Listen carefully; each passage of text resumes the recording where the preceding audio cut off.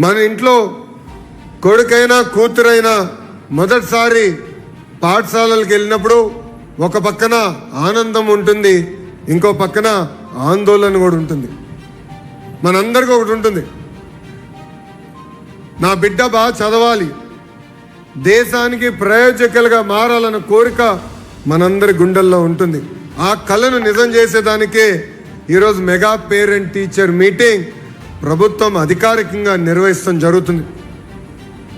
ఇక్కడనే కాదు, 43,000 పాఠశాలల్లో లక్షలాది మంది తల్లిదండ్రులు, పిల్లలు, ఉపాధ్యాయులు కలిసికట్టుగా కూర్చుని మన పిల్లలు ఎక్కడ చదువుతున్నారు, ఏం చదువుతున్నారు, రాబోయే రోజుల్లో ఏం సాధించాలనుకుంటున్నారో చర్చించేదానికే ఒక అద్భుతమైన వేదిక ఈ మెగా పేరెంట్ టీచర్ మీటింగ్.